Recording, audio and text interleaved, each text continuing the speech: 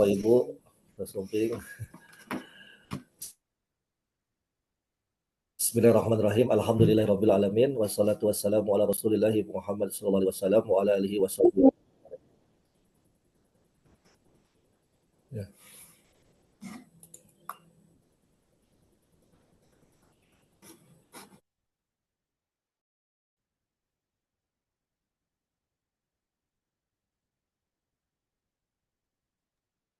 Pak Hasim, mute Pak Taan, Hasim. Pak Hasim.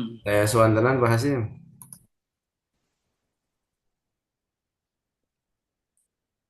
Loh, Pak Hasim dari suaraan. Ya, bismillahirrahmanirrahim. Alhamdulillahirabbil alamin wassalatu wassalamu ala Rasulillah Muhammad sallallahu alaihi wasallam wa ala alihi washabihi ajmain. Puji dan syukur kita panjatkan kehadirat ilahi Rabbi Allah Subhanahu wa taala yang telah memberikan nikmat iman, nikmat Islam dan nikmat sehat bagi kita semuanya sehingga kita dapat berkumpul pada kesempatan hari ini. Salawat serta salam mudah-mudahan selalu tercurah kepada junjungan kita, paduka alam Nabi besar Nabi Muhammad sallallahu alaihi wasallam, pada para keluarganya, para sahabatnya dan para pengikutnya sampai dengan yaumil akhir nanti. Baiklah Bapak Ibu yang saya hormati, alhamdulillahirabbil alamin telah hadir di tengah-tengah kita Al Ustadz Encep Abdul Rajak yang akan menyampaikan tema kajian tafsir pada hari ini, yaitu mengapa kita harus sholat menghadap kiblat. Tapi sebelum itu kita simak dulu pembacaan ayat suci Al-Quran yang akan dibacakan oleh Kang Jaki. Mangga Kang Jaki. Ya, hatur nuhun Pak Odek.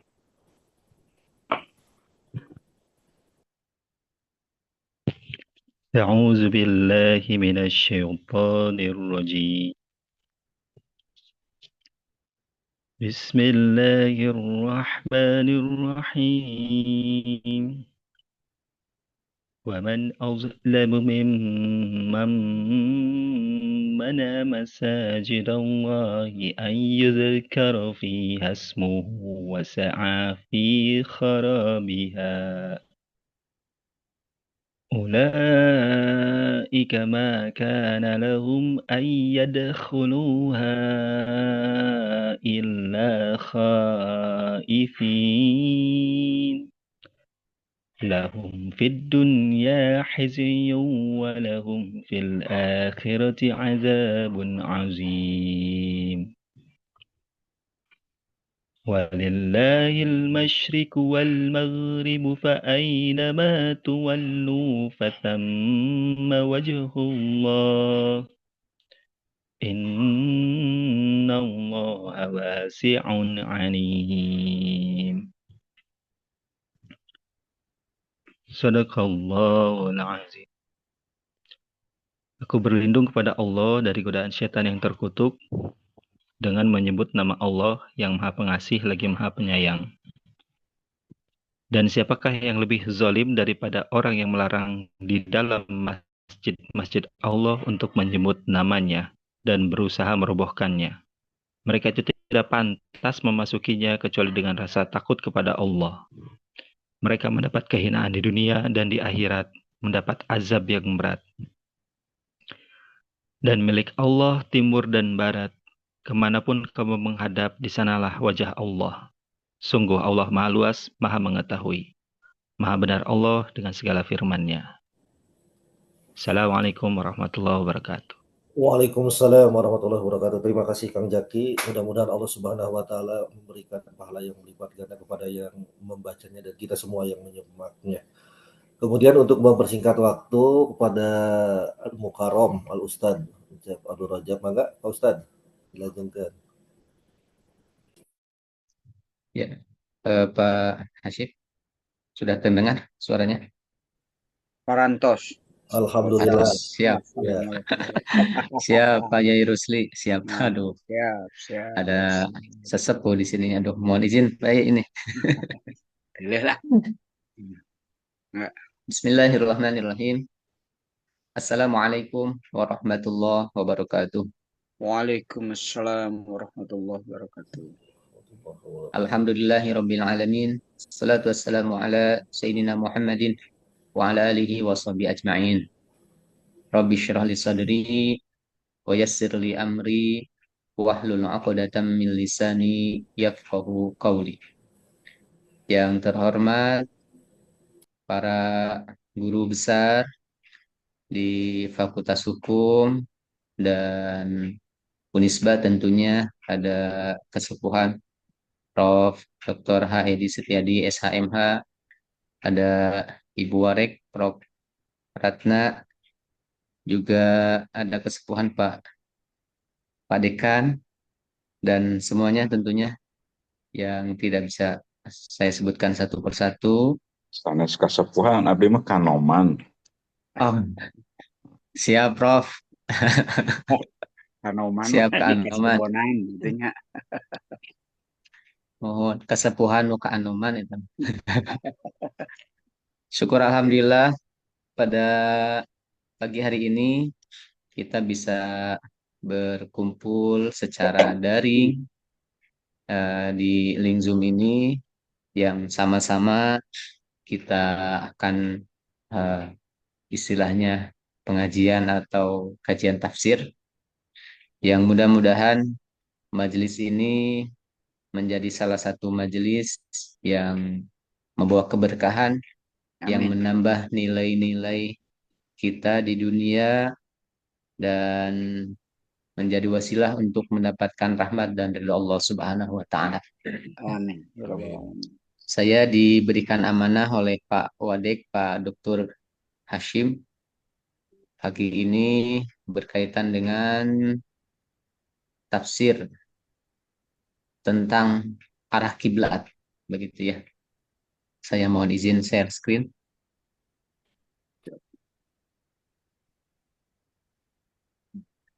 Ini merujuk kepada Al-Quran surah Al-Baqarah ayat 114 dan 115. Sebetulnya arah kiblat itu seperti apa, begitu ya?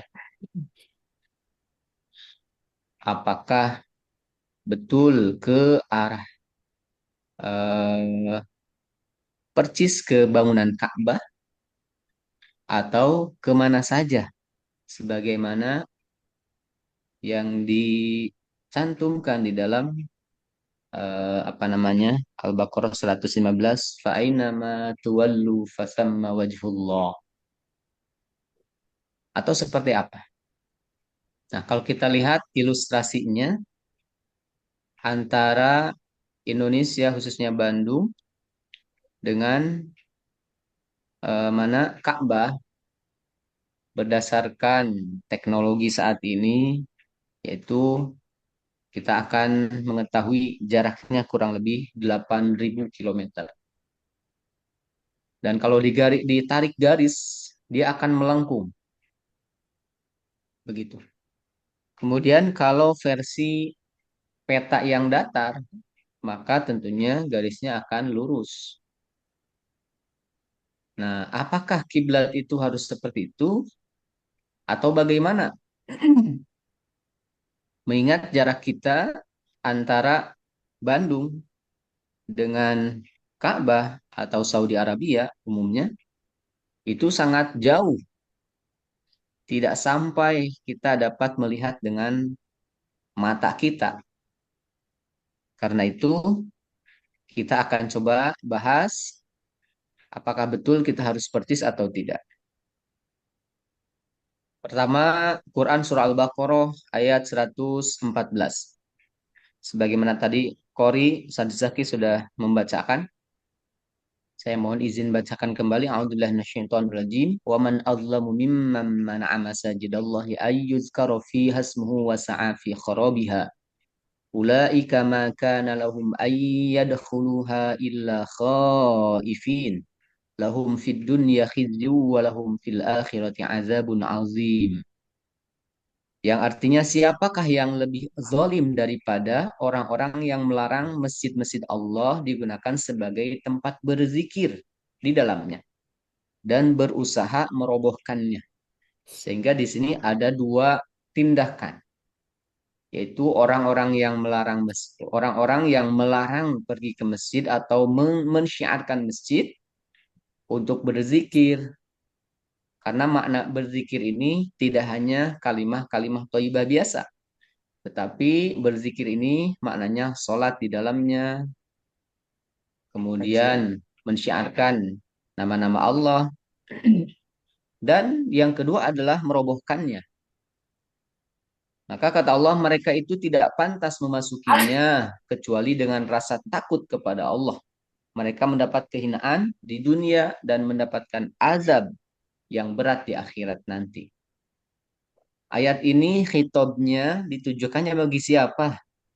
Apakah bagi muslim yang memang mereka melarang masjid-masjid ini digunakan sebagai syiar?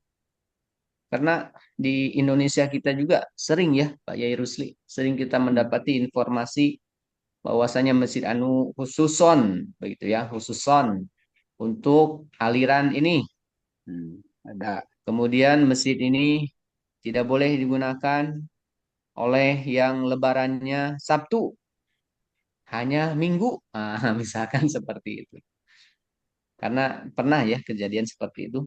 Terjadi perbedaan hari raya Idul Fitri, maka yang duluan itu nggak boleh pakai. Masjidnya hanya bisa dipakai oleh mereka yang lebarannya hari kedua secara Masehi. Tapi secara Hijriyah itu tetap satu Syawal. Oke, kalau kita lihat di dalam tafsir Al-Qurtubi, Imam Al-Qurtubi menyebutkan bahwasanya terjadi perbedaan daripada tujuan ayat ini. Dan ayat ini diturunkan kepada siapa? Berkaitan dengan apa begitu? Menurut Al-Mufassirun, bahwasanya ayat ini diturunkan berkaitan dengan Bukhtanassar. Kenapa? Karena mereka akan menghancurkan Baitul Maqdis. Begitu kata Al-Mufassirun. Kemudian Ibnu Abbas dan sahabat yang lainnya, mereka menyampaikan bahwasanya ayat ini nazalat fin Nasara, diturunkan berkaitan dengan orang-orang Nasrani, orang-orang Kristen, yaitu telah membakar Baitul Maqdis dan mencegah muslimun untuk sholat di sana. Begitu. Kemudian ada juga qila wa qala, begitu ya. Nazalat fil musyrikin, yaitu diturunkan berkaitan dengan orang-orang musyrik, yang mana mereka mencegah, melarang Nabi Shallallahu Alaihi Wasallam dan orang-orang yang sholat al-musallin, muslimin tentunya, dari apa? Ibadah di Masjidil Haram pada waktu amal Hudaybiyah, pada waktu tahun Hudaybiyah. Kemudian wakila juga al-muradu man mana'a min kulli masjidin ila yaumil qiyamah. Nah, kalau ditanya berkaitan dengan muradnya, tujuannya, ini tentunya kita fahami ayat Quran ini adalah salihun likulli zaman wa makan. Dia hukumnya itu mencakup seluruh waktu dan tempat seantero jagat raya. Karena itu ayat ini pun berlaku bagi mereka man mana'a min kulli masjidin ila yaumil qiyamah. Orang-orang yang mencegah, memakmurkan masjid dengan zikir, dengan sholat ila yaumil qiyamah, sampai hari kiamat.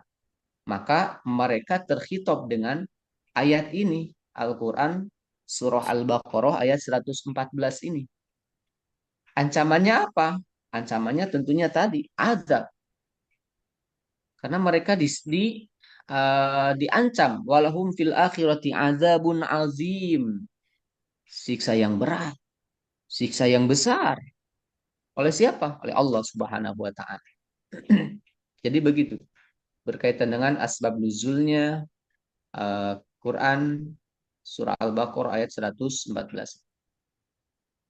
Coba kita lihat tafsir yang lain. Al-Misbah, M. Quraish Shihab menyebutkan bahwasanya riwayat yang dinisbatkan kepada Ibnu Abbas. Ayat ini berkaitan dengan upaya kaum musyrikin Mekah yang menghalangi orang-orang Muslim memasuki kota Mekah dan bertawaf di Masjidil Haram.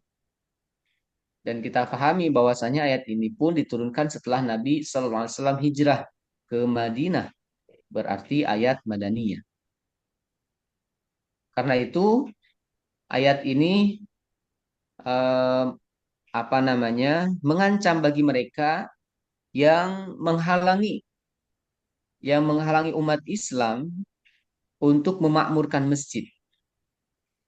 Terkait dengan kandungannya, kita bisa lihat menurut Quraisy Shihab bahwasanya ayat ini berkaitan dengan kelompok Yahudi yang pertama, Nasrani, dan musyrikin yang telah berbuat keliru dan aniaya untuk menghalangi ke masjid. Orang Yahudi mereka sama menghalang-halangi orang-orang Muslim untuk ibadah ke masjid. Nasrani pun demikian. Mereka menghalang-halangi umat Islam untuk beribadah di masjid. Karena masjid pada zaman Rasulullah SAW itu bukan hanya tempat ibadah, tetapi di masjid itu adalah sumber ilmu. Di masjid itu ada keberkahan bertemu dengan Rasulullah SAW. Nabi yang sangat dicintai oleh sahabat-sahabat dan umat Islam ketika itu. Karena umat Islam ketika itu tidak hanya berkorban harta, berkorban jiwa pun untuk agama, melindungi Rasulullah. Itu mereka berani. Sehingga ke masjid itu adalah suatu keberkahan tersendiri, kenikmatan tersendiri. Seperti kita misalkan bertemu dengan siapa di masjid, ada siapa, apakah ada pimpinan atau ulama yang ditokohkan, maka ketika bertemu itu adalah sesuatu kenikmatan, karena itu betul janji Allah, wa asbagu alaikum ni'amahu zahiratan wa batinah, begitu dalam surah Luqman. Allah menyempurnakan nikmat setiap manusia, baik nikmat lahir maupun nikmat batin. Sehingga keliru kalau misalkan kita pulang ke rumah ketemu istri kita tidak bahagia, keliru itu. Ada apa begitu ya? Padahal dia yang sudah menemani kita, menemani perjuangan sampai saat ini, sepertinya keliru kalau seandainya orang bertemu dengan istrinya tidak bahagia, itu keliru. Harusnya bahagia. Prof Epic, aduh mohon maaf Prof, sepertinya tersungging gini. Mohon maaf Prof ya, bodor Prof, izin Prof. Tetapi memang seperti itu. Ketika umat Islam dihalang-halangi pergi ke masjid dan di sana ada Rasulullah SAW, dan itu adalah sumber inspirasi orang yang sangat dicintai, maka bertemunya itu akan memberikan kebahagiaan tersendiri, keberkahan tersendiri. Seperti kita bertemu dengan pasangan kita, ibu-ibu bertemu dengan suaminya yang sudah berjuang sedemikian rupa untuk membahagiakan keluarga. Ketika bertemu tidak bahagia, berarti ada sebuah pertanyaan. Apakah masalahnya di suami atau di istri, begitu ya. Kemudian yang kedua, upaya untuk merobohkan masjid. Nah, dari kaum Yahudi, Nasrani, musyrikin yang telah berbuat keliru, mereka ya ada upaya untuk merobohkan masjid. Dan Quraisy Shihab menyebutkan merobohkan tidak selalu menghancurkan bangunannya. Merobohkan bisa jadi menghancurkan pondasi keyakinannya. Merobohkan bisa jadi menghalang-halangi agar orang-orang Muslim tidak pergi ke masjid. Bisa jadi seperti itu. Karena ternyata pondasi mental itu sangat lebih berharga daripada pondasi yang sifatnya physically. Orang yang pondasi agamanya kuat, ketika tidak menemukan masjid, maka dimanapun dia bisa sholat. Tetapi masjid yang begitu kokoh dan di sekitarnya terdapat Muslim, kalau panggilan adzan tiba, tidak selalu ramai. Baik itu untuk sholat duhur, asar, apalagi subuh. Begitu ya Pak Yai Ruslim. Walaupun bangunan musola atau masjid Al-Mi'raj begitu indah, begitu bagus, bangunannya kokoh, tetapi secara bangunan fondasi dalam hatinya masih kurang, bisa jadi sholatnya lebih memilih di ruangan sajalah, kecuali ada doruri, ada penghalang, ada hambatan yang barangkali nanti kita akan bahas di bawah. Kemudian masjid adalah rumah suci dan mulia. Masjid adalah milik Allah Subhanahu wa taala. Sehingga setiap masjid idealnya bisa digunakan oleh siapapun tanpa terkecuali. Ini masjid A, tapi pemanfaatannya boleh oleh siapapun. Ya. Bahkan Al-Qurtubi menyebutkan ketika masjid itu adalah masjid yang dibuat oleh rumah-rumah yang ada di rumah-rumah seperti musolanya milik Pak Dekan ini luar biasa nih di rumah nih. Walaupun itu musola tetapi haknya juga sama. Tidak boleh di dalamnya melakukan tindakan-tindakan yang Allah murkai, tidak boleh. Kenapa? Karena ketika itu sudah dibuat masjid, maka atau musola, tempat sujud, maka itu tetap adalah suci dan mulia. Sehingga tidak boleh dilakukan di dalamnya perbuatan-perbuatan yang hina. Begitu. Kemudian makna masjid di dalam Al-Baqarah ini yang mana tadi waman azlamu mimman mana'a masajidallah, masajidallah. Makna masjid menurut Quraisy Shihab di sana adalah Masjidil Haram. Tapi kenapa menggunakan kata-kata jamak, bukan kata tunggal? Kenapa? Karena jamak menunjukkan keagungannya. Karena jamak menunjukkan keistimewaannya. Sebagaimana kita ketahui, bahwasanya orang yang sholat di Masjidil Haram, maka setara dengan, atau orang yang beribadah di Masjidil Haram, maka setara dengan 100.000 pahala daripada orang sholat di luar atau bukan di Masjidil Haram. Kemudian orang yang ibadah di Masjid Nabawi, Masjid Nabi di Madinah, setara dengan 10.000 pahala. Kemudian di Masjidil Aqsa, setara dengan 1.000 pahala.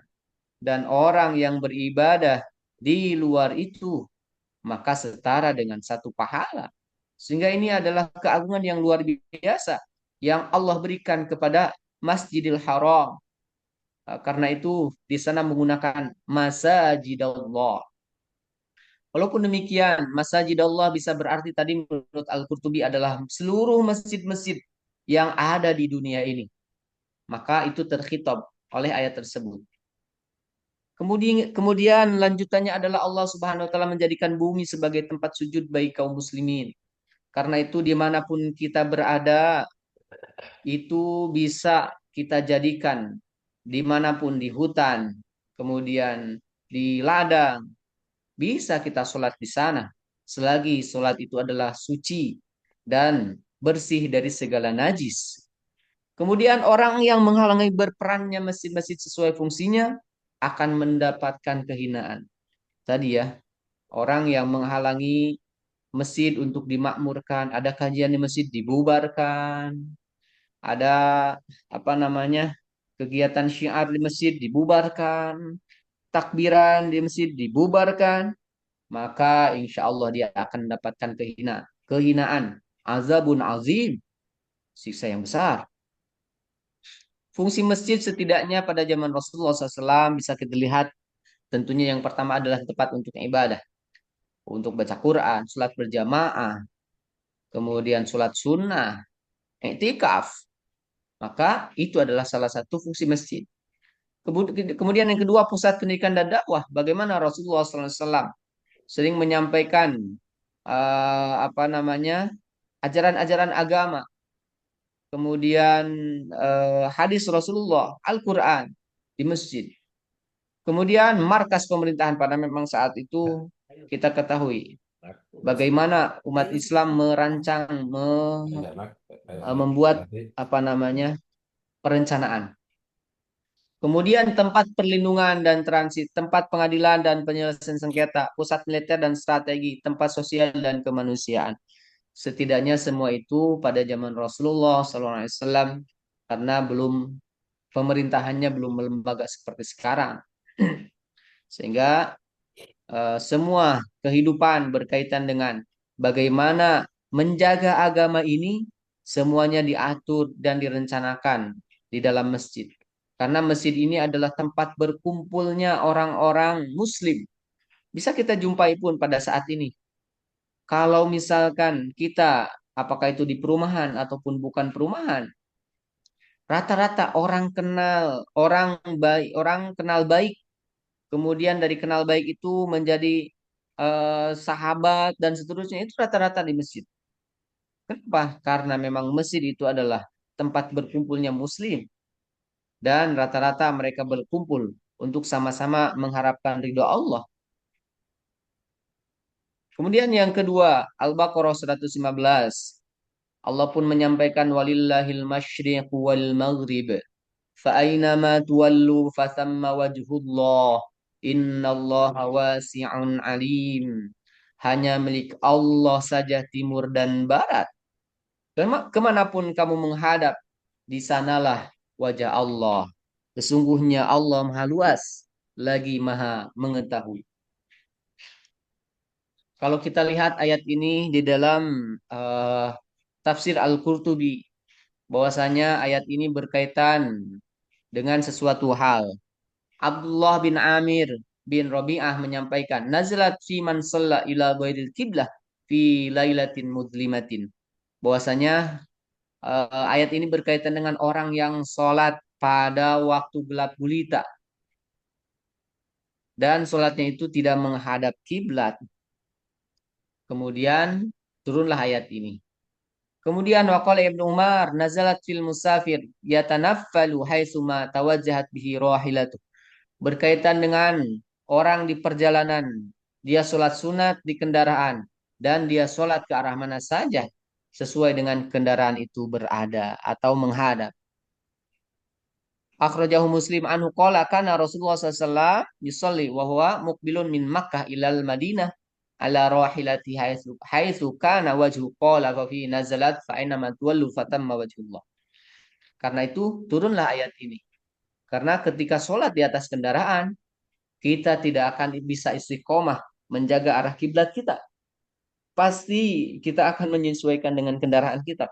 Apakah itu mobil mewah ataupun mobil perintis. Maka semuanya akan mengarah sesuai arah jalan. Begitu. Karena itu turunlah ayat ini. Fa'ainama tuwallu fatamma wajhullah. Kemudian yang berikutnya berkaitan dengan kedudukan hukumnya.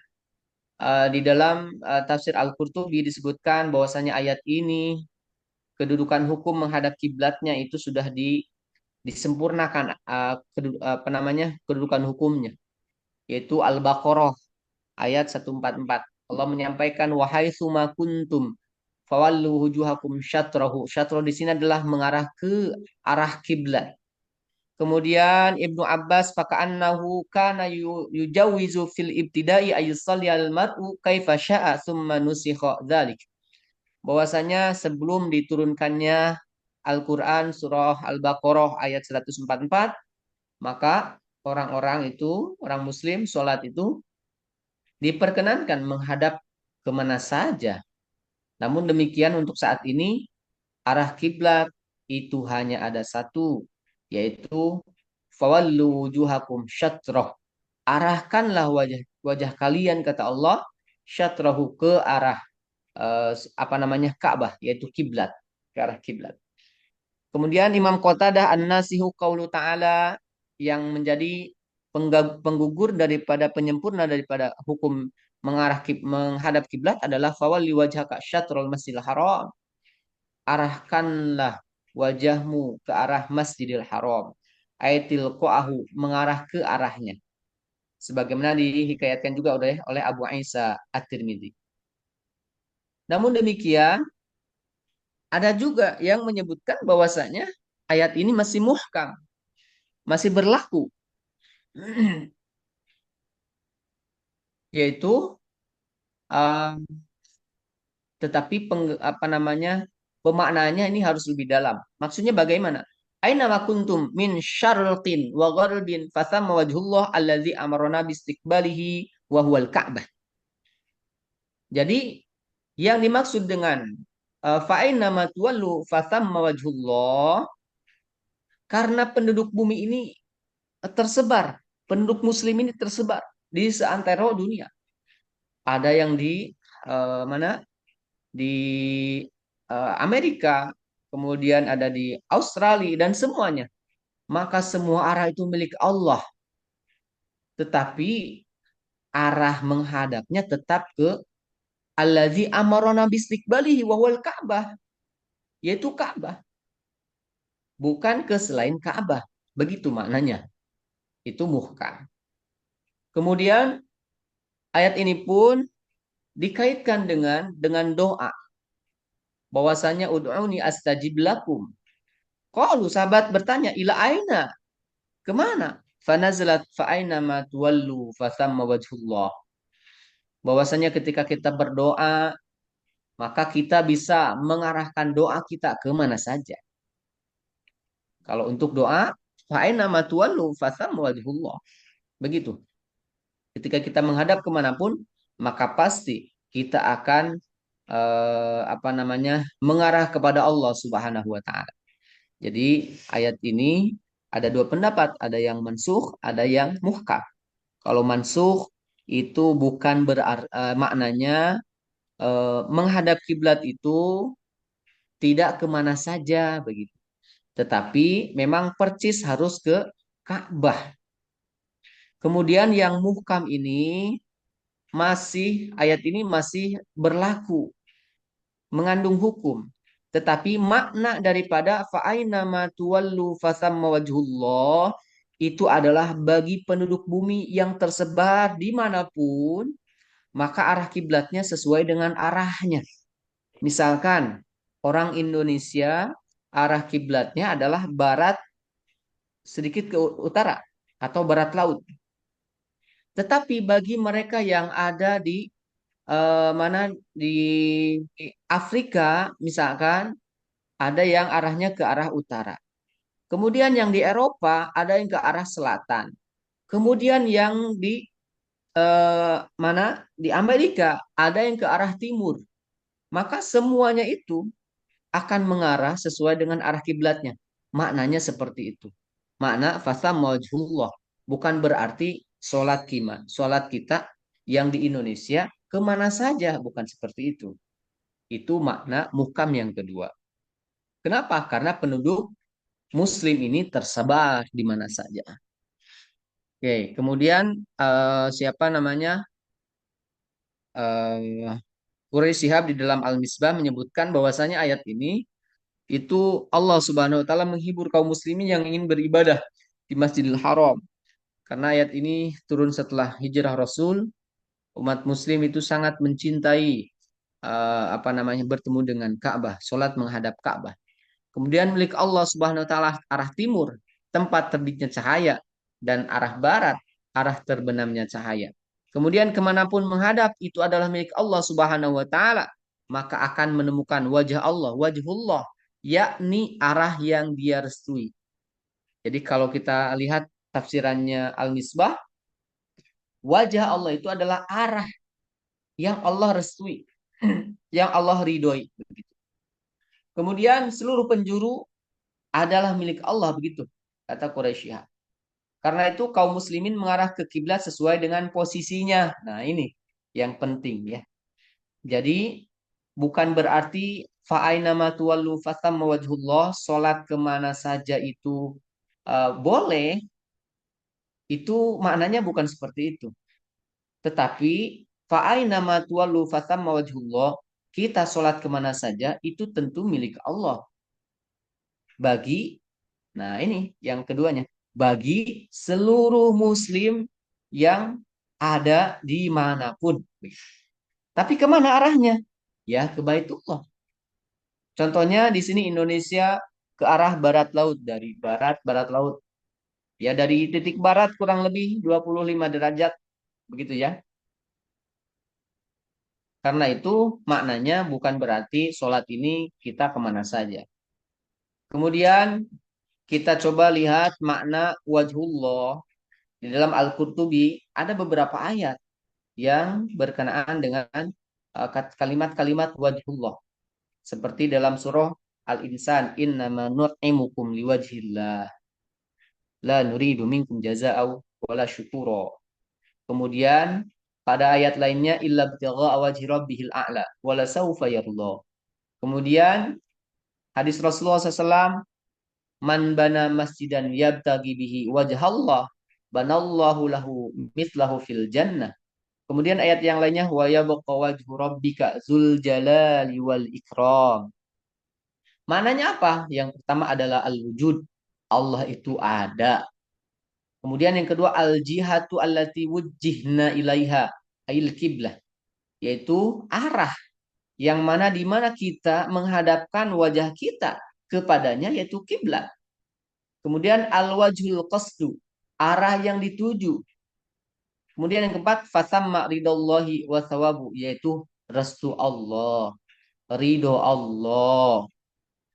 Nah, itu makna daripada kata wajhullah, ya. Memang kalau kita maknai secara mendalam lagi, itu bisa kita jumpai bahwasanya wajhullah ini bukan saja dimaknai sebagai letter luck, ya. Kemudian tadi ayat tersebut dinasakh dengan Al-Baqarah 144. Ini ayat. Qad nara taqalluba wajhika fis sama' falanuwalliyannaka qiblatan tardaha. Allah menyampaikan, maka pasti kami akan palingkan engkau ke kiblat yang engkau sukai.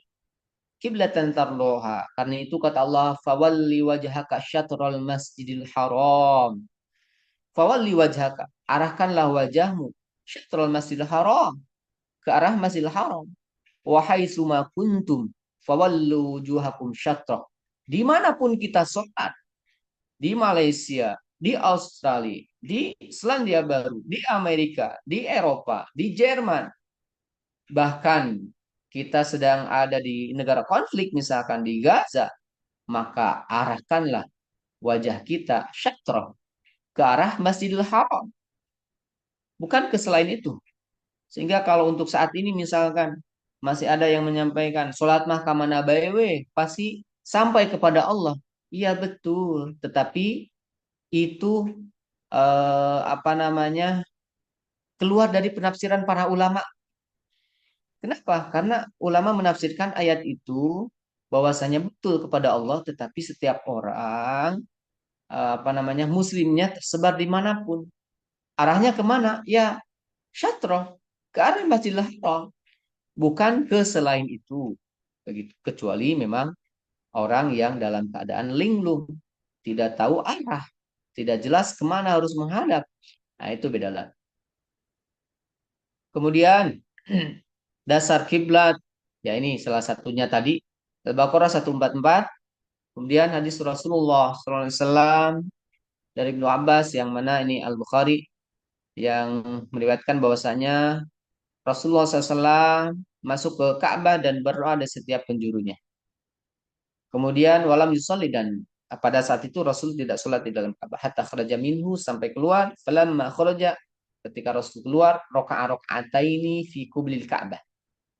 Kemudian setelah itu waqala hadhil qiblah, ini adalah kiblat. Kita lanjutkan ya, sudah siang ini. Nah, pertanyaannya kiblat atau Ka'bah atau kiblat? Ini tentunya dua hal yang berbeda antara Ka'bah dengan kiblat. Nah, kalau kita lihat ini ukuran Ka'bah. Ukuran Ka'bah adalah yang berbentuk kubus. Kita baca di dalam Madzhabul Arba'ah bahwasanya kiblat itu atau Ka'bah, mohon maaf, Ka'bah itu tidak termasuk kepada, maksudnya arah kiblat ya.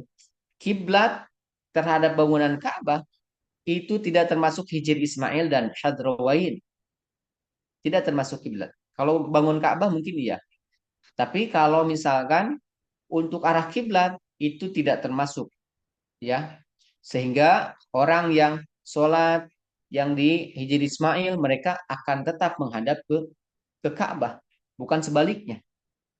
Begitu. Walaupun itu termasuk bangunan Ka'bah kecuali ulama Hanabilah.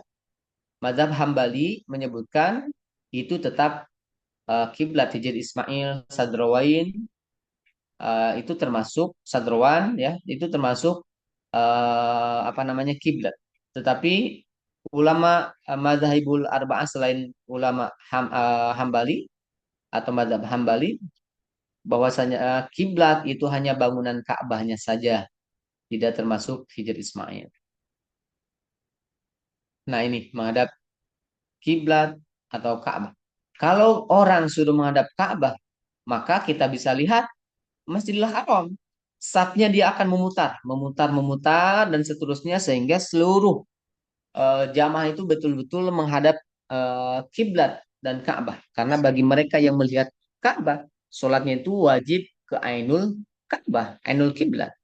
Tapi bagi mereka yang jauh seperti Indonesia, Masjid Istiqlal lebarnya berapa, maka tentu mereka harus menghadap kiblat. Kalau bangunan Ka'bah sangat kecil, ya, begitu. Prinsipnya apa? Ka'bah adalah bangunan, kiblat adalah syariat Islam. Artinya, kalau ke Ka'bah kita memang diarahkan ke sana, tetapi bukan berarti kita menyembah. Ya, itu yang salah satu prinsip. Syarat wajib menghadap kiblat itu apa? Kalau kita lihat di dalam fikih madzhabul arba'ah, syaratnya ada dua. Yang pertama adalah al-qudrah, yang kedua adalah al-amnu. Qudrah itu artinya apa? Ada kemampuan, ada teknologi, ada wasilah untuk sampai untuk mengetahui arah kiblat itu yang mana, begitu. Maka itu wajib. Kemudian yang kedua adalah al-amnu, aman, keadaannya bukan keadaan konflik. Kita berada di tempat yang aman, bukan di tempat yang rawan pencurian, rawan pembegalan. Maka kita harus sholat menghadap ke kiblat. Tapi kalau sebaliknya, tidak ada kudroh, tidak ada kemampuan, tidak tahu, tempat terbatas, maka daerah konflik, maka kita sholat itu kemana? Nah, itu di luar daripada istitoah, di luar daripada kemampuan, sehingga bisa saja sholatnya kemana saja. Misalkan tidak aman, seperti disebutkan di sana itu, kalau seandainya sholat ke selain itu akan terjadi pencurian, nyawanya terancam, maka boleh sholat ke selain bangunan Ka'bah atau selain kiblat, mohon maaf. Batasannya mana sih? Oke, batasannya kalau kita lihat misalkan di sini bahwasanya orang yang ada di Masjidil Haram dan orang yang melihat Ka'bah, maka batasan kiblat itu adalah Ainul Ka'bah. Ain Ka'bahnya, kebangunan Ka'bahnya untuk kiblatnya. Bagi mereka yang ada di Masjidil Haram, mohon maaf, ada di luar Masjidil Haram tetapi di Makkah, maka batasannya mana? Adalah Masjidil Haram. Sehingga kalau kita misalkan pernah umroh, kemudian ke Jabal Nur, kemudian ke mana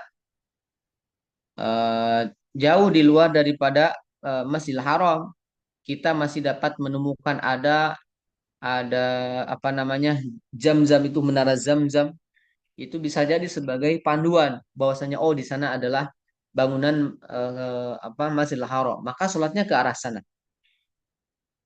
Tidak harus ke Ainul Ka'bah. Kenapa? Karena memang tidak melihat. Tetapi bagi mereka yang tidak melihat, yang di luar Masjidil Haram, di luar tanah haram, di luar Arab, maka batasan minimalnya adalah tanah haram. Disebutkan di dalam Sulamul Munajat, Asy-Syaikh An-Nawawi Al-Bantani menyebutkan bahwasanya al-kiblatu adalah al-Ka'bah lil qadir 'alaiha, bagi yang mampu. Walaysa minha al-hijru wasyadirwan, dan tidak termasuk katanya Hijr Ismail dan Syadirwan tadi yang disebutkan. Lianna subutahuma minha dhaniyun wa huwa la yuktafa bihi fil qiblah. Walaysa al-muradu bil ainil jidar bal huwa samtul bait. Tetapi itu adalah arah Baitul Kiblah. Samtu itu dalam ilmu falak itu adalah azimut. Wa hawauhu, dan awang-awangnya, atau hawa ulas sama wal ardis sami'ah. Jadi kalau kita sholat di udara seperti di pesawat, maka ya lurus saja begitu. Tidak usah tunduk ke bawah, tidak usah. Walaupun kita sedang ada di langit. Kemudian ketika kita misalkan ada di privat, yang mana di sana ada masjid di bawah tanah, maka sholat kita pun lurus saja. Sesuai dengan bangunan masjidnya. Tidak usah sholat kita atau wajah kita menengadah ke langit. Tidak usah. Begitu. Kemudian orang yang sudah istihad mencari kiblat dan keliru, ini barangkali kita pernah ya. Ini di dalam Syarah Sahih Al-Bukhari Ibni Battal. Menurut Abu Hanifah dan Ats-Tsauri, ketika kita salah kiblat dan sudah beristihad, maka tidak diulangi. Seperti kita sekarang sholat di rumah, arah kiblatnya nggak jelas, maka tidak usah diulangi. Walaupun setelah itu ternyata betul salah arah kiblatnya, maka yang lalu sudahlah berlalu. Sebagaimana kaidah fikih menyebutkan al-ijtihad la yunqadu bil ijtihad. Kemudian An-Nakhai jika sedang sholat ke arah kiblat yang keliru, maka berpaling ke arah kiblat yang benar pada rakaat yang tersisa. Kalau seandainya kita diberitahu sholatnya keliru, maka tinggal arahkan saja ke arah kiblat yang benar dengan melanjutkan sholat. Kemudian Imam Malik menyebutkan orang yang berijtihad mencari kiblat dan keliru, maka dianjurkan untuk mengulang sholatnya pada saat itu juga. Kemudian Asy-Syafi'i jika sholat selesai dan keliru arah kiblatnya, maka sholatnya diulangi. Begitu. Ibnul Qasar, Allah Subhanahu wa taala memerintah ke Ainul Ka'bah bagi yang melihatnya. Bagi yang tidak melihat didasarkan kepada azon yang kuat atas dasar ilmu perjalanan bintang, angin dan lain-lain. Nah, begitu. Karena perjalanan bintang ini bisa menunjukkan ke arah kiblat. Kemudian yang berikutnya kiblat adalah jihatul Ka'bah atau Ainul Ka'bah dari berbagai arah tadi ya. Darat, udara dan bawah ada santul kibah, wahawauhu. Kemudian an-nakhai jika sedang sholat ke arah kiblat yang dulu maka perhatikan. Oh ini tadi malah mengulang ya. Kemudian ini barangkali yang sering kita jumpai sholat di atas kendaraan. Kira-kira bagaimana? Di dalam Al-Madzhabul Arba'ah disebutkan orang yang sholat waman kana raqiban ala dabatin wala yumkinu ayyanzila anha li khaufin ala nafsihi aw malihi. Kalau seandainya orang sholat kendaraan dan dia takut kalau seandainya turun, takut terhadap dirinya atau hartanya, aw li khaufin min dorodin yalhaquhu bil inqita'i anil qafilah. Aw kana bihaitsu law nazala anha la yumkinu al-audah ila rukubiha wa dzalik dan seterusnya itu artinya karena madharat maka sholatlah di kendaraan sesuai arahnya. Seperti kita di mana di kereta misalkan ada waktu istirahat kereta 10 menit. Kalau kita sholat ke bawah, wudhunya belum antrinya, belum apa-apanya, pas naik takut ketinggalan, maka sholatlah di kendaraan. Itu boleh. Begitu ya, karena madharat. Kemudian itu baik sunat ataupun fardu. Amma sholatul sunat ya. Amma sholatul fardi ala dabati indal amni wal qudrah. Adapun orang sholat wajib ya di atas kendaraan, tetapi dia kendaraannya itu aman dan mampu. Kalau yang pertama itu kan tidak, misalkan dia sholatnya di kendaraan umum seperti kereta tadi atau di cepat begitu ya. Tapi kalau seandainya orang yang sholat ada keamanan dan kudrah, fa inna la tasihu illa idza biha kamilatan mustafiyatan li syaraitiha aw arkaniha. Karena itu tidak sah sholatnya kecuali sholatnya yang sempurna yang memenuhi syarat-syarat dan rukunnya. Kas sholat yang alal ardi seperti sholat di atas kendaraan. Dia harus berdiri, rukunya, sujudnya dan seterusnya. Karena itu bagi mereka yang sholat atau yang bepergian dengan kendaraan yang aman seperti mobil pribadi ya, maka sholatnya menurut Madzhabil Arba'ah ya sholatnya di masjid. Untuk sholat fardu, tidak di atas kendaraan. Begitu. Atau misalkan bepergian rombongan bis, maka sholatnya di kasolati alal ardi. Kenapa? Karena indal amni wal qudrah. Sejatinya kan dia bisa sholat di darat begitu ya. Seperti sholat pada umumnya. Begitu. Kemudian ini masih juga sama sholat di atas sapinah. Waman aroda ayu sholia fi safinatin fardon au naflan fa'alaihi ayyastaqbilal kiblata mata qadaru ala zalik. Ketika orang sholat di atas safinah, di atas kapal laut, maka wajib baginya menghadap kiblat ketika dia mampu. Walaysa lahu ayyusalli ila ghairi jihatiha. Tidak boleh menghadap ke selain arah kiblat.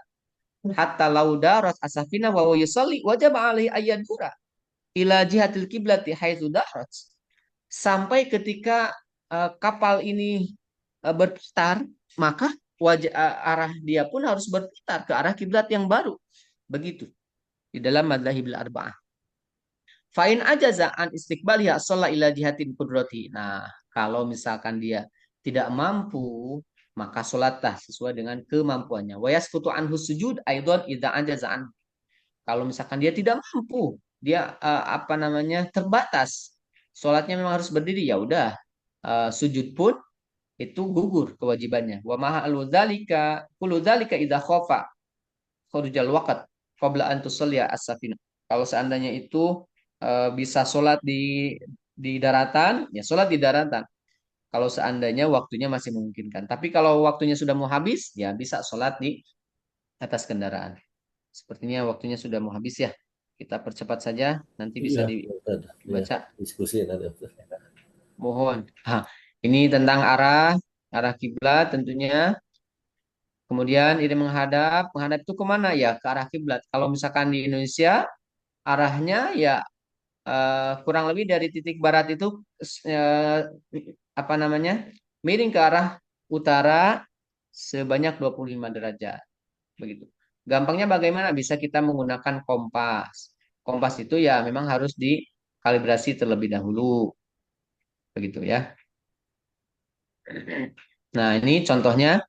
Kita kalau di Indonesia di rumah-rumah nih bisa kita pakai kompas. Jadi kompas itu sebagai wasilah ya, wasilah untuk mendapatkan arah. Kalau di Indonesia, Jawa Barat ya 295 itu sudah cukup. 295 sudah cukup. Tapi kalau untuk masjid ya kita harus maksimal di dalam pengukurannya. Yang pertama ya bisa manual, kompas dan ilmu falak tentunya. Dan wasilah itu ada beberapa ya. Ada wasilatul syar'i, kemudian ada wasilatul urf. Kalau wasilatul urf ada wasilatul akli. Kalau wasilatul akli itu berarti kita bisa mendayagunakan akal kita agar mendapatkan arah kiblat yang tepat. Karena itu ini sembilan bahwasanya arah kiblat itu adalah perintah Allah. Fawalli wajhaka syatral masjidil haram. Itu adalah perintah Allah. Sehingga dimanapun dan kapanpun kita sholat, maka arahkanlah wajah kita ke Masjidil Haram sebagai kiblat kita. Caranya bagaimana? Ya harus dicari. Terlebih kalau sekarang dengan adanya teknologi, dengan adanya HP, itu sepertinya kudrah ya.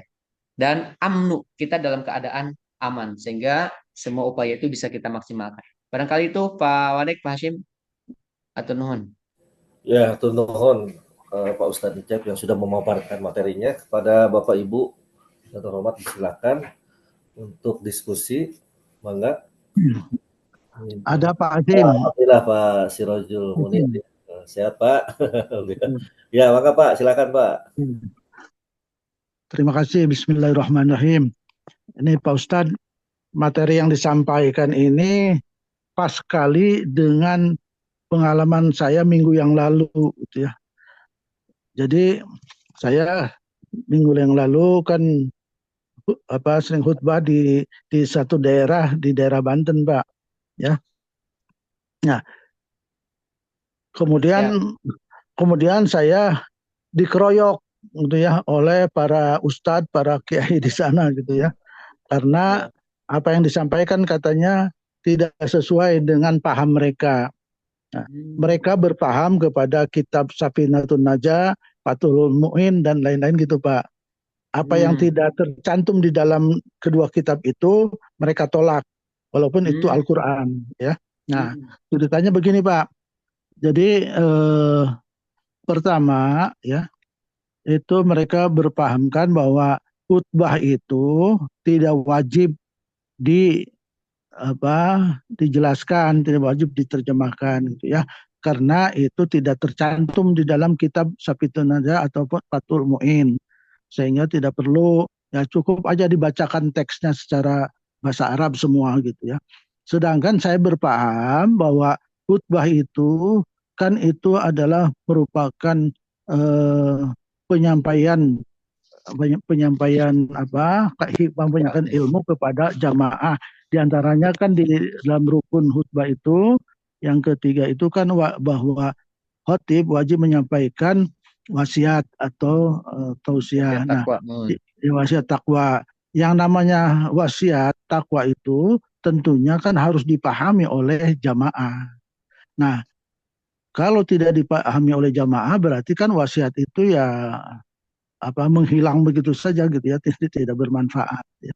Nah, yang kedua ya, apakah yang apakah seorang khotib yang tidak khutbahnya itu tidak menerjemahkan atau memberikan sarah gitu.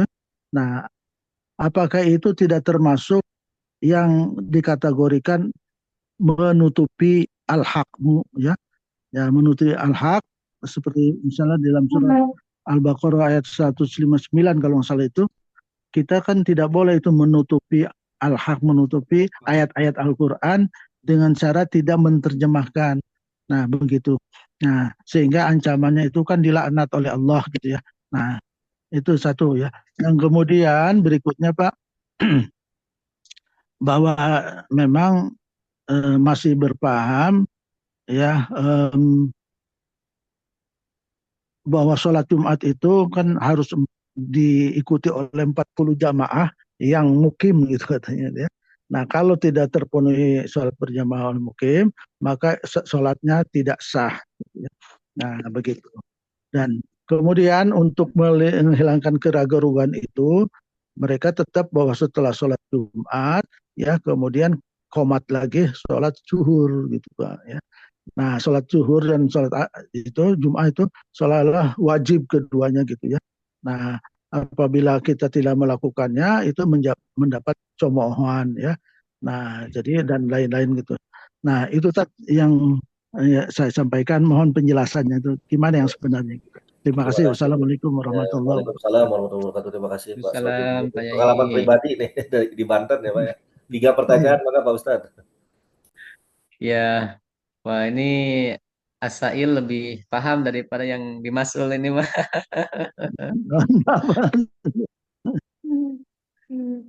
Aduh, mohon izin Pak Yai. Aduh, mohon Ya, izin. Apa namanya? Sesuai dengan kondisi barangkali ya. ya, ya. Untuk ya, tadi kalau misalkan diterjemahkan dan seterusnya ya, saya jadi satukan aja ini. Ya, Eh, ada sedikit kaidah di dalam usul itu ya. Al amru bisyai amrun biwasailihi. Bahwasanya ketika kita diperintahkan sesuatu, maka untuk wasilahnya itu pun menjadi suatu kewajiban. Seperti tadi misalkan kita menentukan arah kiblat karena tidak tahu, maka yang wasilah ini harus dihadirkan begitu. Kemudian kalau yang kedua, malayatimul wajib illa bihi fahuwa wajibun. Sesuatu yang wajib tidak bisa ditunaikan kecuali ada wasilah, maka wasilah itu menjadi wajib. Atau yang berikutnya misalkan lil wasail laha hukmul maqasid. Bagi wasilah itu berlaku hukum yang dituju. Nah, berdasarkan asas-asas tersebut, kalau seandainya tadi wasiat takwa memang itu adalah menjadi panduan begitu ya, tempat Muslim ini ngecas kembali keimanannya seminggu sekali. Kalau itu tidak paham, memang agak menyulitkan begitu ya. Sebagaimana khutbah-khutbah yang lazimnya ada di Indonesia atau lebih spesifik mungkin di perkotaan yang sudah diterjemahkan, dimafhum oleh semua pihak dan itu saya kira tidak bertentangan begitu ya. Tidak bertentangan dengan kaidah-kaidah dasar khutbah.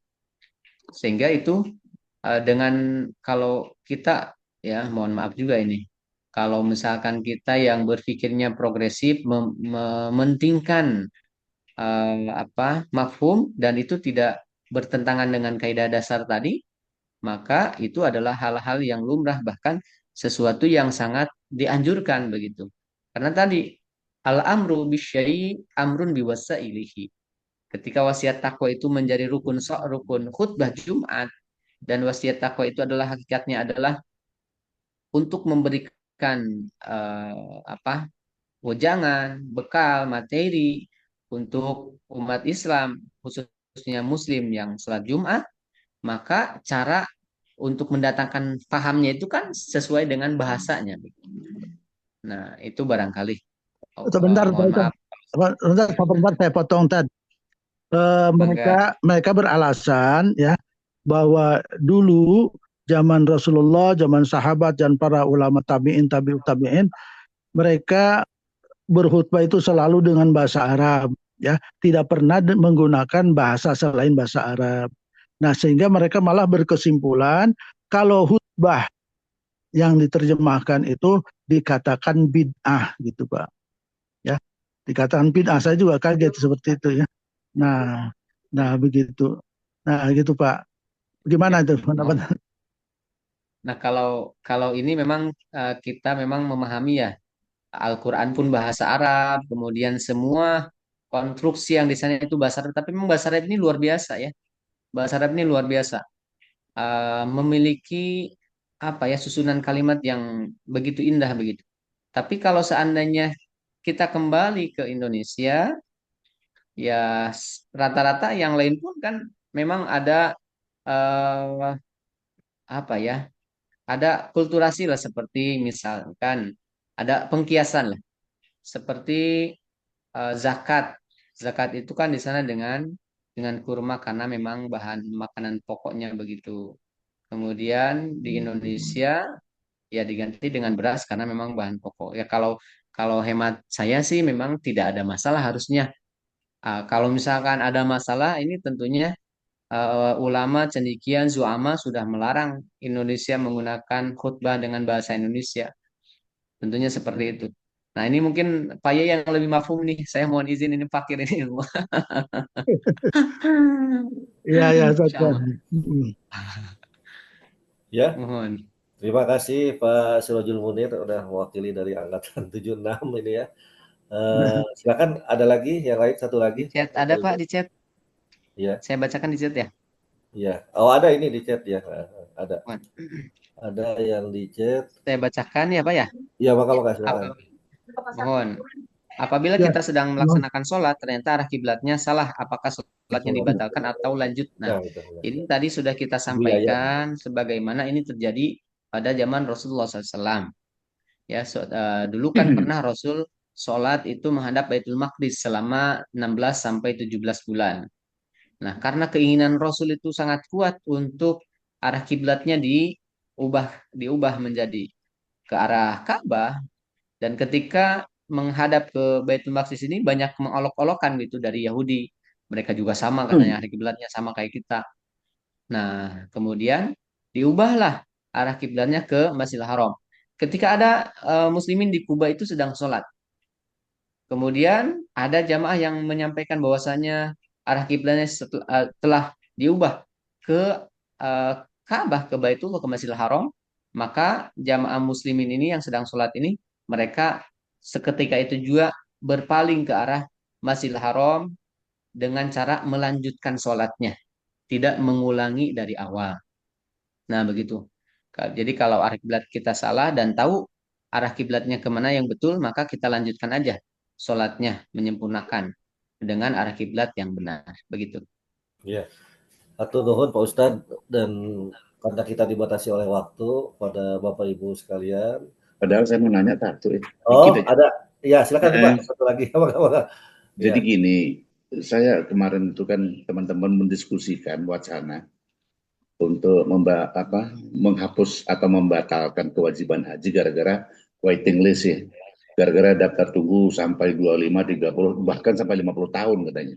Nah, jadi pertimbangan-pertimbangan itu akhirnya sebagian entah ulama begitu itu mewacanakan kewajiban haji itu gugur. Gimana Ustaz? Ya, Pak Ustaz. Oke, ya, Bismillah ya. Ini yang bertanya juga lebih mafhum ini daripada yang ditanya ini. Oke, yang pertama kewajiban haji itu tetap ada ya, tetap ada. Tetapi ketika kita memang tidak ada upaya tadi ada doruri barangkali ada darurat, darurat yang menghalangi apa itu? Ya untuk sampai ke sana. Kalau kita sudah daftar karena jalur apa namanya jalur sah itu ya jalur normal. Kalau kita memaksakan dengan tidak normal, nah tahun kemarin ada kejadian yang sampai meninggal. Kalau misalkan sampai meninggal sampai sengsara itu bagaimana? Nah itu yang tidak dikehendaki ya. Kenapa? Karena Islam itu sangat menjaga jiwa kita, hifdun nafas, menjaga jiwa kita. Jangankan demikian, ketika kita sholat tidak mampu berdiri, maka bisa kita sholat sambil duduk. Apalagi ini ibadah haji. Bahkan dalam ibadah dalam syariatnya itu ditambahkan juga bukan hanya ibadah haji itu berangkat ke sana, tetapi keadaan aman, ada bekalnya dan seterusnya. Nah, kalau seandainya kita yang sudah punya bekal terhambat karena antrian panjang, ya kita apalagi yang harus kita lakukan. Kalau misalkan curi-curi kuota di luar negeri, itu pun berbahaya bagi jiwa kita. Kita jalan kaki atau naik sepeda ilegal, itu pun berbahaya dengan jiwa kita. Apalagi tahun kemarin pun sudah ada kasus ya orang yang meninggal karena memang cari-cari atau curi-curi kuota. Nah, kalau seperti itu, kita yang sudah mendaftar, itu adalah ikhtiar kita, tetapi bukan berarti dengan sendirinya, oh ini mah ibadah haji enggak wajib. Tidak juga. Tetapi dengan adanya kita mendaftar itu, insya Allah itu sudah sebuah upaya untuk menyempurnakan rukun Islam kita. Nah, kalau sudah seperti itu, ya berarti tinggal apakah Allah mentakdirkan kita ibadah haji atau tidak. Kalau untuk kita yang sudah daftar, berarti upayanya di sana. Tapi bagi mereka yang tidak ada upaya sama sekali, padahal sudah mampu untuk ibadah haji, maka itu termasuk orang yang bisa jadi orang yang menganggap enteng begitu ya. Bisa jadi mendapat dosa. Karena ibadah haji ini orang yang tidak mampu saja dalam arti finansial, dia yang sudah nabung, akhirnya berangkat juga. Tapi kalau misalkan mereka yang sudah eh, apa sudah berkemampuan secara finansial, tidak pernah mendaftar, tidak pernah apa, itu saya kira termasuk perbuatan yang tidak baik untuk menyempurnakan rukun Islamnya. Begitu barangkali Ya, Pak Kiai. Terima kasih. terima kasih ya Bapak Ibu yang saya hormati. Terima kasih Pak Encep, Pak Materi. Kemudian Bapak Ibu, karena kita dibatasi oleh waktu, kita akhiri saja dengan doa kafaratul majelis. Subhanakallahumma wa bihamdika. Astagfiruka wa atubu ilaik. Billahi taufiq wal hidayah. Wassalamualaikum warahmatullahi wabarakatuh. Waalaikumsalam warahmatullahi wabarakatuh.